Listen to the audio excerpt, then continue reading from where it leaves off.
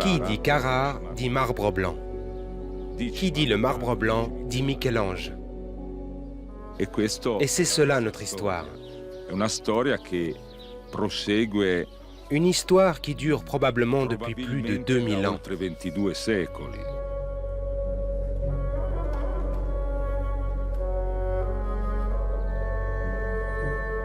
2000 ans de tradition, c'est le paradis des sculpteurs.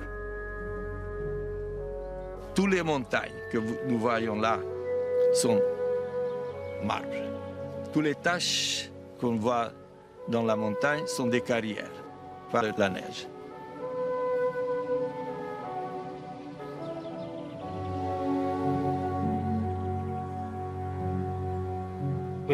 Cette pierre est d'une apparence froide. Mais quand on la travaille et on la regarde de tout près, on découvre qu'on aime cette matière.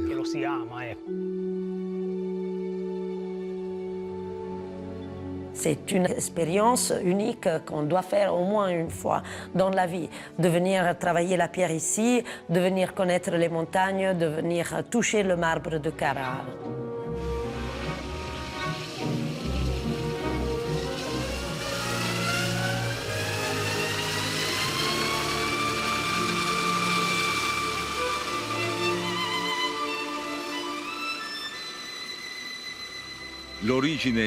Les origines du marbre blanc sont des coquillages, une masse énorme de coquillages.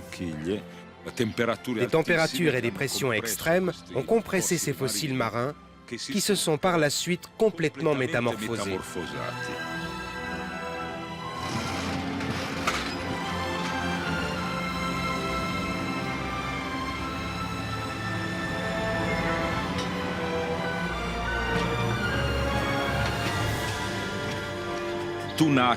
Quand tu es né ici, tu sais déjà que tu feras ce métier.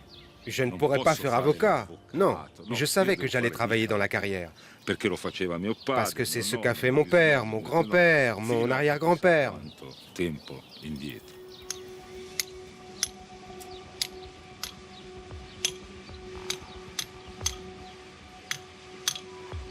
Le travail dans une carrière de marbre, ce n'est pas une montagne compacte.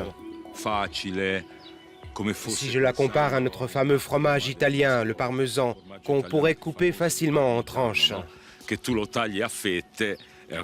Non, avec le marbre, ce n'est pas le cas. Il y a la présence de tant d'imperfections, des défauts, des fissures. C'est ce qui fait que chaque jour est une vraie surprise. Tu ne sais pas si tu trouves 1, 2, 3 blocs sains, ou si par contre, pendant 2 à 3 mois, tous les blocs seront fissurés.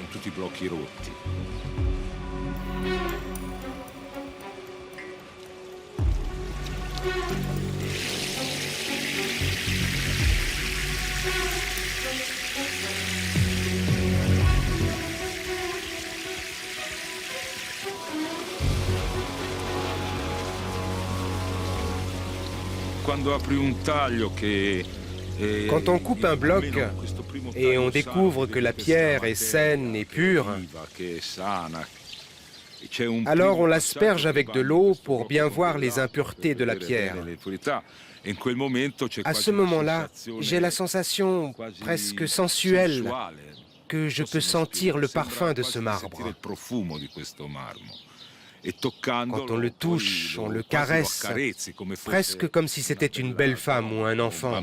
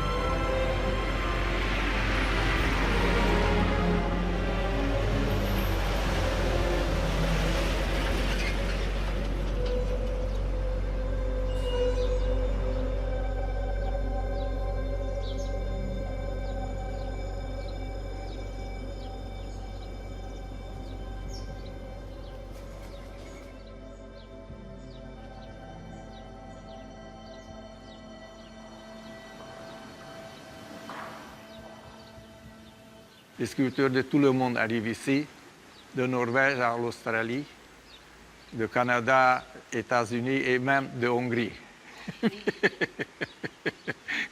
Je suis hongrois, je vis en Amérique. J'arrive chaque année ici depuis 30 ans. Ce studio, c'est une association pour les artistes qui viennent de temps en temps, la plupart artistes jeunes, et il est très près de la carrière.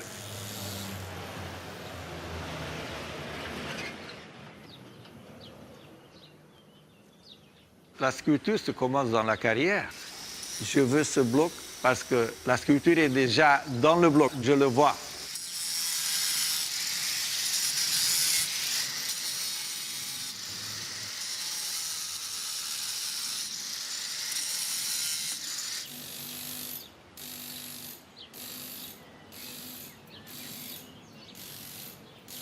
Tu peux vraiment faire quelque chose de léger ou dramatique à la fois.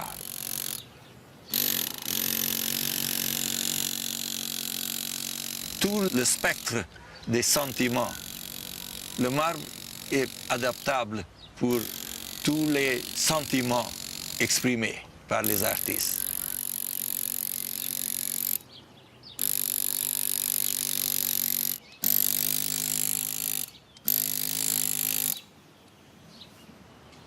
I really love these plants. Oh, thank you. Really beautiful. And you captured the anatomy, but not exaggerated, just the right level. Yeah, with anatomy, I'm never interested in accuracy. I'm just interested in getting the right feeling. And so I don't work with a model. I just work directly into the stone as much as possible. That's why this is convincing. It's not meticulously copied anatomy. It is expression and feeling, and the whole thing comes together in very powerful ways. A few months of work, and we'll see what it ends up like. Because as of right now, I still don't know. It's just taking on its life right now. So it is on the right way. Yeah. I'm telling you, it's already on the right way.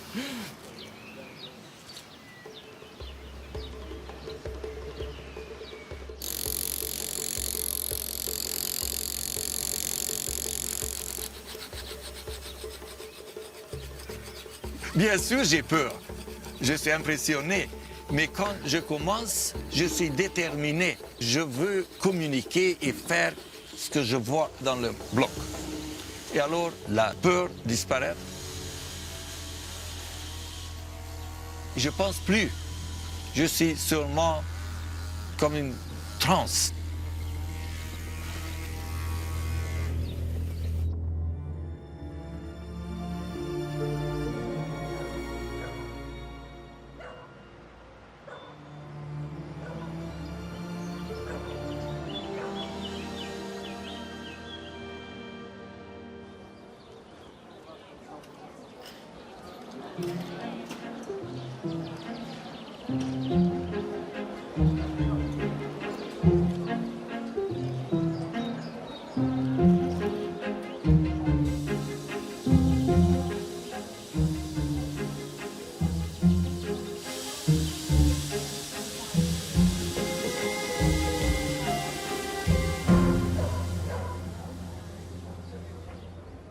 Le travail qu'on fait ici, c'est très spécifique parce qu'on exécute sur la commande les projets originaux des artistes qui ne viennent pas sculpter eux-mêmes directement.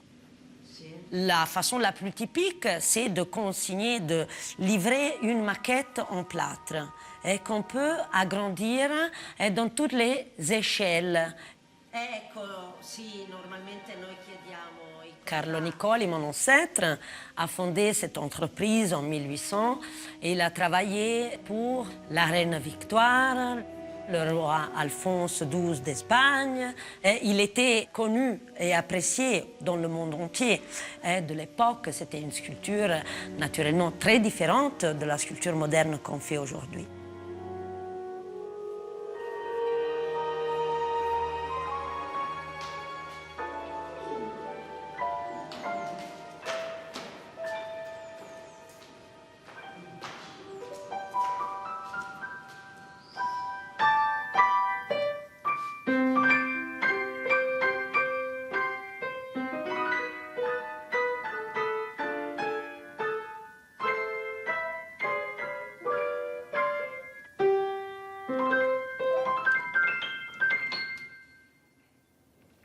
prete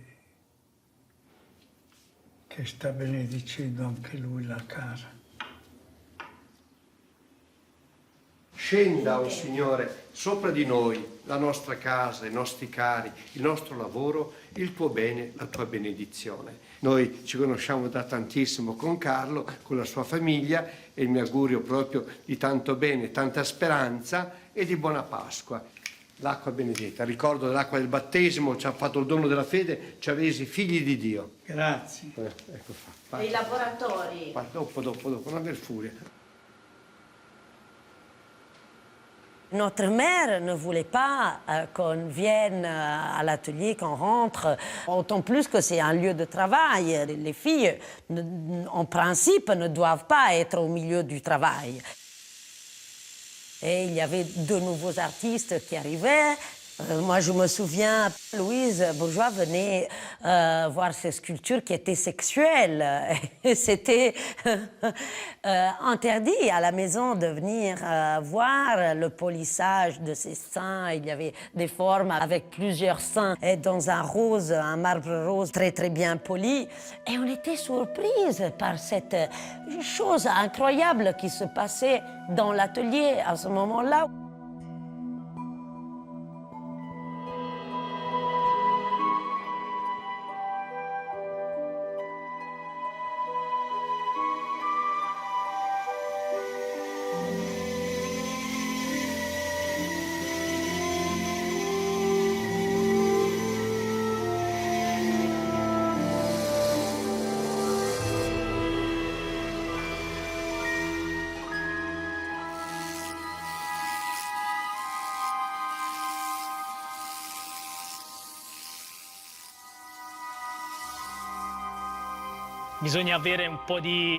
Pour faire ce métier, il faut quelque chose qui te motive de l'intérieur, qui te donne la force et la volonté de travailler jour après jour. Pour se confronter à ce travail, il te faut ce petit brin de folie et surtout de la passion.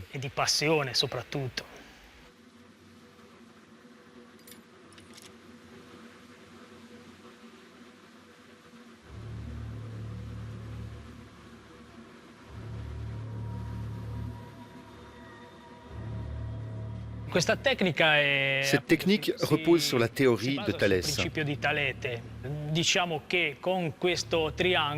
Avec ce triangle, je peux faire des agrandissements ou des rétrécissements à partir d'un modèle,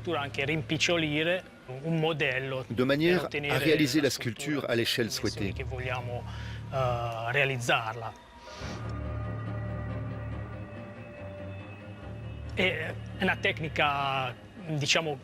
C'est une technique complexe et il faut beaucoup d'années pour l'apprendre. Elle m'a été enseignée par des anciens maîtres qui travaillaient ici et transmettaient ces techniques antiques.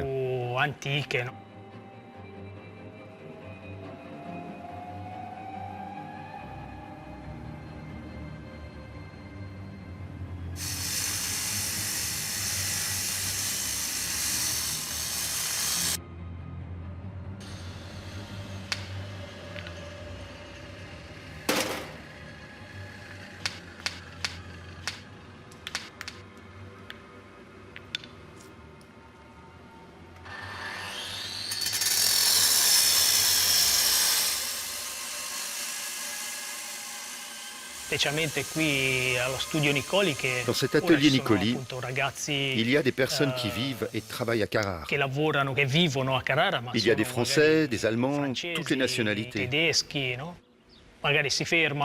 Et parfois, ils habitent ici pendant des années. Et j'en connais aussi beaucoup qui y restent pour toujours.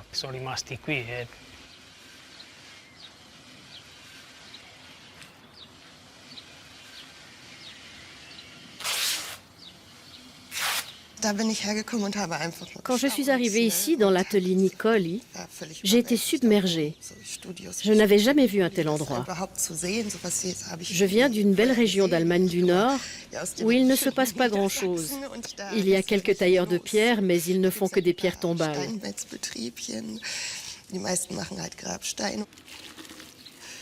Au début, c'était difficile à Carrare, parce que tu dois montrer ce que tu vaux. Et tu dois surtout apprendre l'italien.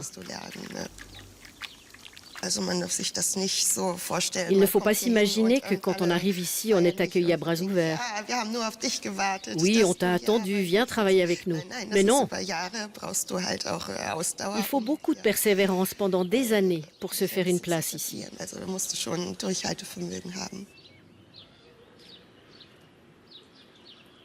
Je ne suis pas vraiment Hercule, je suis relativement petite et comme beaucoup de mes collègues, je dois utiliser ma tête pour travailler et pas seulement mes muscles.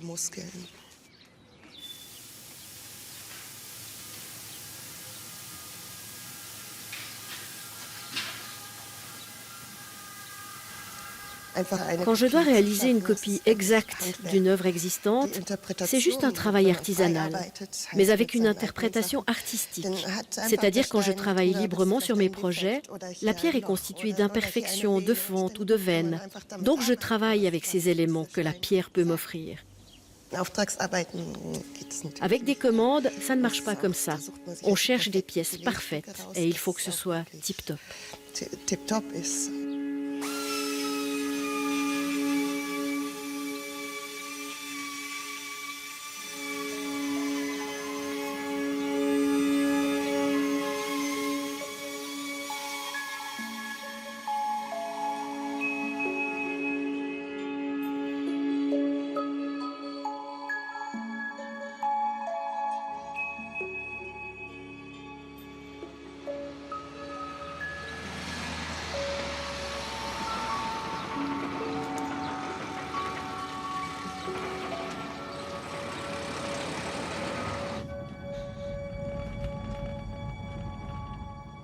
Le marbre de Carrare, on en trouve une quantité énorme parce que ce n'est pas une petite carrière toute seule, mais c'est des montagnes entières. Les Alpes sont faites de marbre. Donc quand est-ce que ça va s'arrêter? Presque jamais.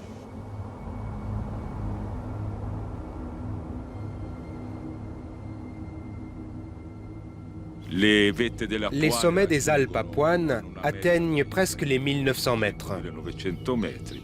La zone d'excavation du marbre s'arrête vers les 700 mètres. Et tout ce qui est au-dessus de cette zone est considéré comme montagne. Et moi, je la considère comme une montagne sacrée.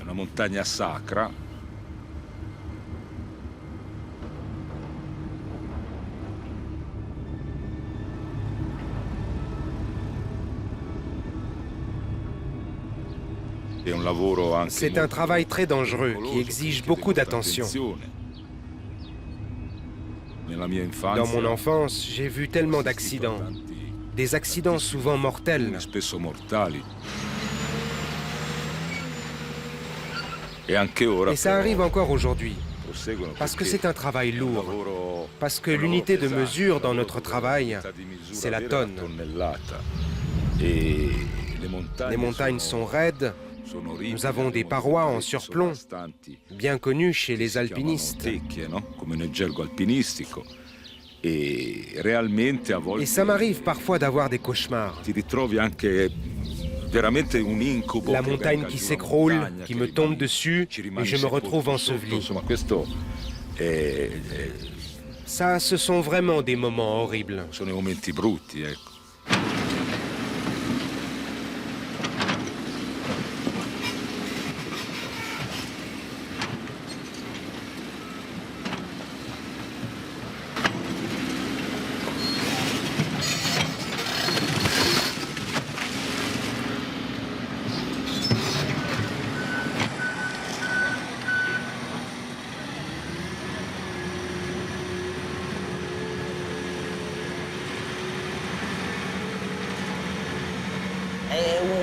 Di una chiesa, quindi nessuno ci va addosso. L'importante è che sia veramente resistente, sano. E poi metti anche 30. Hai detto 20 o 25? Metti anche 30. Ora bagnagli quello lì che guarda se va bene quel colore lì. Questo è un po' grigiotto, eh? Più che altro, sai cosa? Aspetta, posso... Ecco. Non sembrava zebrato. No, no, quello... Ci si riesce. È un lavoro da 5.000 anni. Bravo. lo faccio apposta su misura, con la qualità migliore. Con 5.000 euro siamo tutti... Grazie, siamo apprezzo. D'accordo. Grazie infinite. Ci vediamo a Colonnata presto. Sì. Alvise, ti vengo a trovare e poi... Ma bisogna che vieni la sera, che sono tranquillo. Arrivederci. Arrivederci. Ciao di nuovo. Buona Pasqua, ragazzi.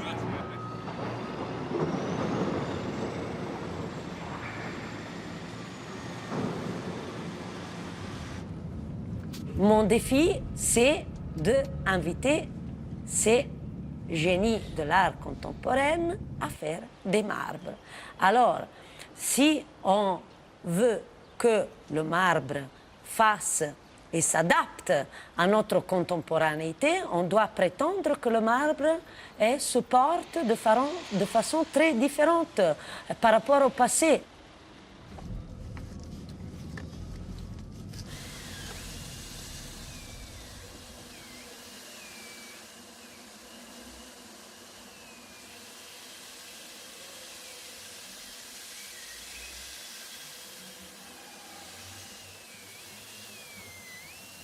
Jan Fabre, c'est un artiste flamand et lui, il m'a demandé de faire des choses que dans le marbre n'avaient été jamais faites.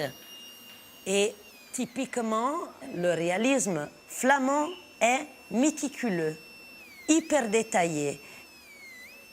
C'est plus qu'1 an et demi de travail.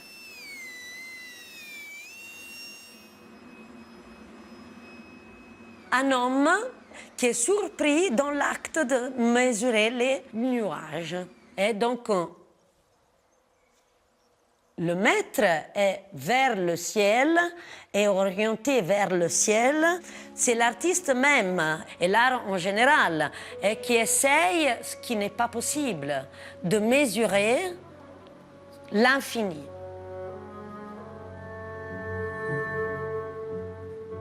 Un défi que mon père n'aurait jamais accepté. En réalité, mon père m'avait dit « chasse-le de l'entreprise parce qu'il va te faire faillite. » Papa, il faut que je l'accueille parce que estorcere, on doit sortir du marbre ce que le marbre n'a jamais donné.